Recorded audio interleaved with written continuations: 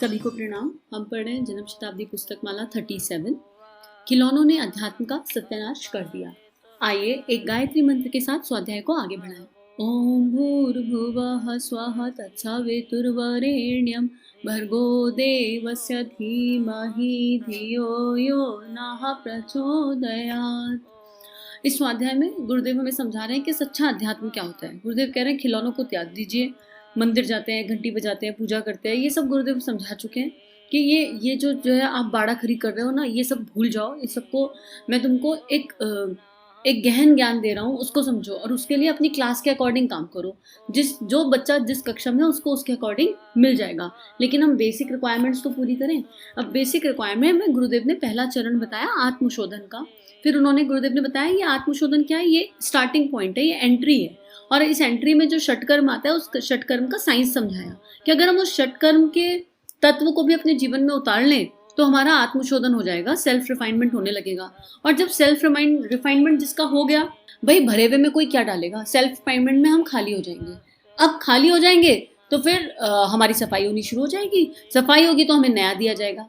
जैसे for example अगर कहीं पर कूड़े का ढेर पड़ा है तो वहां मक्खियां आती कूड़े के ढेर पर। अब अगर मान लो सरकार कुछ जाग जाए या आसपास के नागरिक जाग जाए और वो बड़े से कूड़े के ढेर को हटवा दे, सफाई हो जाए वहां कर, तो क्या वह मक्खियां आना एकदम बंद हो जाएंगी? थोड़ी थोड़ी मक्खियां फिर भी रहेंगी ना, क्योंकि चित्त पर संस्कार है। तो हम ऊपर ऊपर की सफाई कर रहे हैं, द्वार पे एंट्री कर ली, लेकिन अभी भी मक्खियां बाकी हैं। हमारे जो चित्त पर पुराने संस्कार हैं उनकी मक्खियां अभी भी बाकी हैं। उसके लिए जो अगली प्रक्रिया है वो है धुलाई और रंगाई की।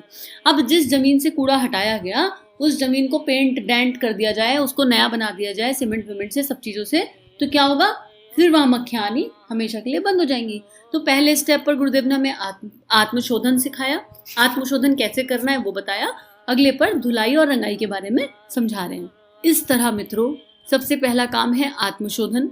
हमारी जीवात्मा जो निकृष्ट स्तर की घटिया हो गई गुजरी बनी हुई है, इसमें ना कोई शक्ति ना कोई चमत्कार, अज्ञान में डूबी, असहाय, दीन, दुर्बल, प्रत्येक क्षण चिंताओं से घिरी हुई, पाप और अनाचारों से घिरी हुई, दुख और दर्द से घिरी हुई, शोक और संताप से घिरी हुई, अर्थात मलावरण से हमारी चेतना घिरी हुई है। इसको क्या करना पड़ेगा? इसको बेटे इसी तरह से अलग करना पड़ेगा जैसे कि लोहे को मिट्टी से अलग करना पड़ता है। अगर आप यह प्रक्रिया पूरी कर लें तो समझना चाहिए कि आपने आध्यात्मिकता का पहला वाला सिद्धांत सीख लिया। रंगाई से पहले धुलाई की जाती है।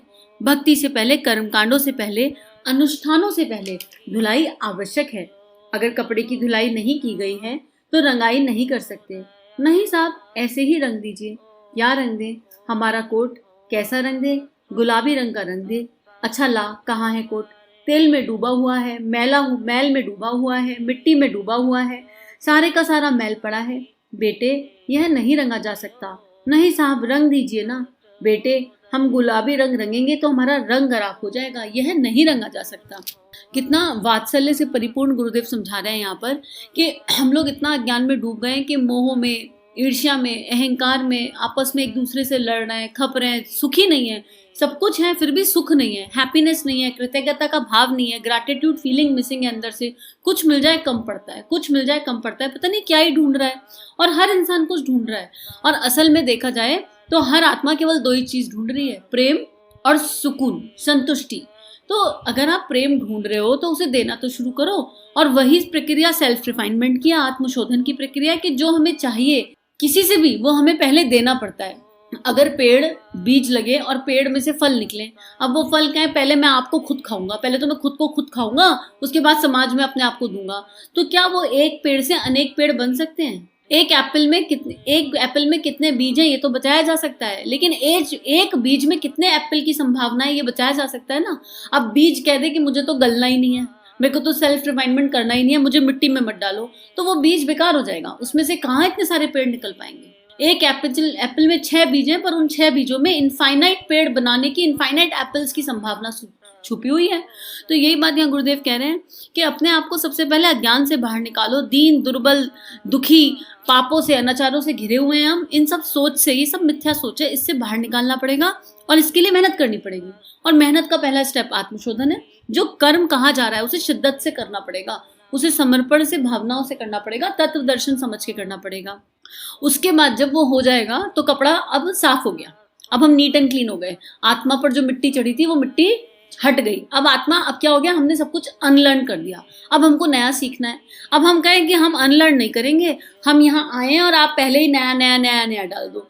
अरे भैया, जब नर्सरी नहीं करी, एलकेजी नहीं करी और बच्चे से सीधा सीधा आपसे कहा जाए सेंटेंस लिखना शुरू कर दो, तो लिख पाओगे क्या सेंटेंस?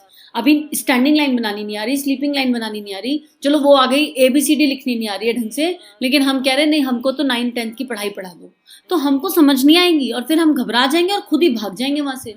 तो वो गुरु हमें वो देता है जो हमारी समझ से, हमारे अनुभवों से, हमारे विचारों से, हमारी भावनाओं से, हमारी परिस्थितियों से मेल खाता हो। वो नहीं देता जो हम मांग रहे हैं। तो हम जितनी मर्जी जिद कर लें कि हम आ गए, अब गायत्री आए और चमत्कार कर ले, मैजिक कर दे, हमको रिद्धि मिल जाए, अनुदान मिल जाए, वरदान मिल जाए, सिद्धियां मिल जाए, तो ऐसा नहीं होने वाला है। एक प्रक्रिया है, एक स्टेप है, प्रोसेस है, उसको फॉलो ही करना पड़ेगा। और जब हम फॉलो करेंगे तो हमारा कपड़ा साफ हो जाएगा, हम अपनी आत्मा के निकट पहुंच जाएंगे और फिर उस पर नया रंग लगाया जाएगा, खूबसूरत वाला रंग। और वो रंग कौन सा होगा? वो गुरु का रंग होगा, इष्ट का रंग होगा, और फिर चेतना उस रंग में रंग जाएगी। तो गुरुदेव यही कह रहे हैं, पहली शर्त अपनी सफाई की है। अगर हम अपनी सफाई कर सके, हम अगर आत्मनिर्माण कर सके, तो फिर बाकी सब कुछ अपने आप हो जाएगा।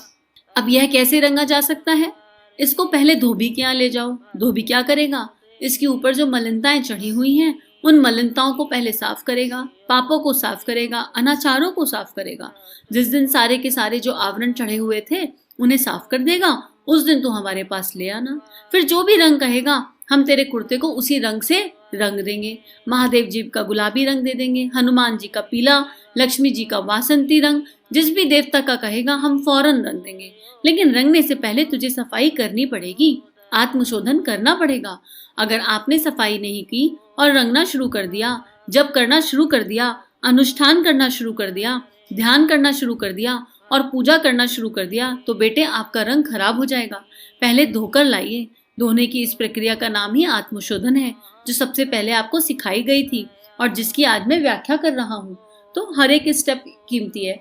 मान लो आपको अलमारी में नए कपड़े लगाने अच्छे से साफ, आप अलमारी खोलो, उसमें धूल मिट्टी जमा हुआ है, कब से खुली नहीं, उसमें पता नहीं क्या क्या गंदगी है, और आप बिल्कुल नए कपड़े मार्केट से खरीद के लाओ और उस अलमारी में जमा दो, तो कोई पॉइंट होगा क्या? पहले आपको अलमारी की सफाई अंदर से करनी पड़ेगी, तभी तो उन नए कपड़ों की वैल्यू रहेगी।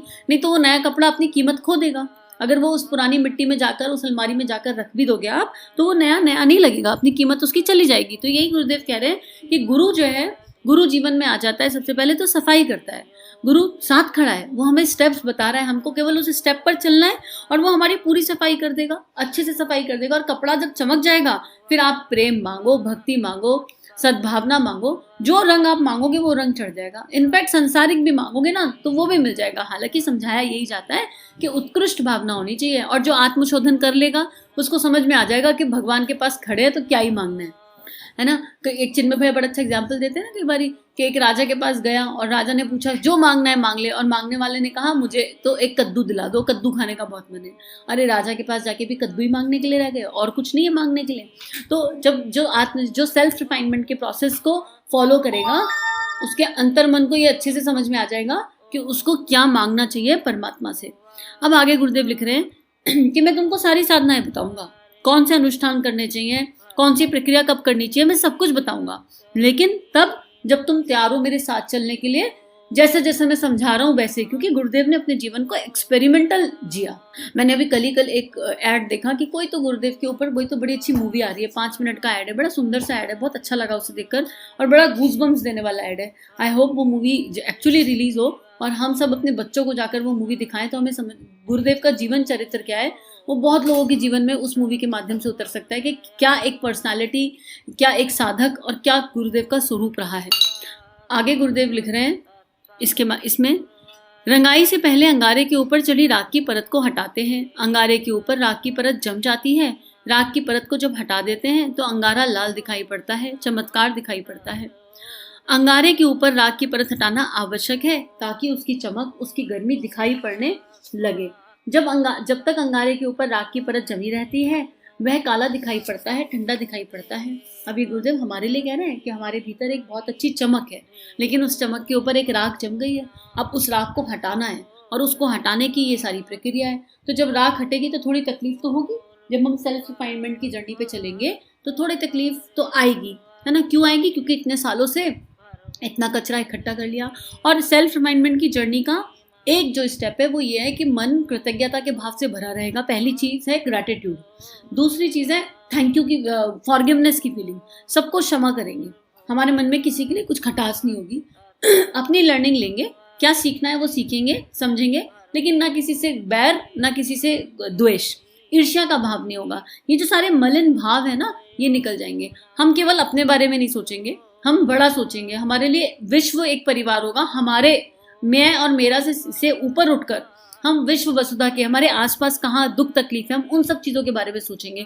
अगर इस तरह की चीज़ें अंतर मन में घटित होने लगे, इस तरह की भाव संवेदनाएं अंतर मन में जागने लगे, तो फिर वहाँ ये समझना चाहिए कि जो सेल्फ रिफाइनमेंट का प्रोसेस है वो समझ में आ रहा है और चीज़ें उसके हिसाब से घटित हो रही हैं।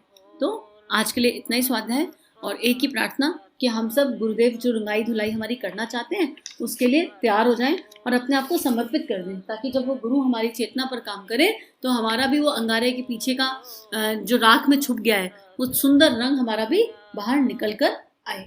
सभी का जीवन गुरु शक्ति के दिव्य सूक्ष्म सानिध्य में मंगलमय है।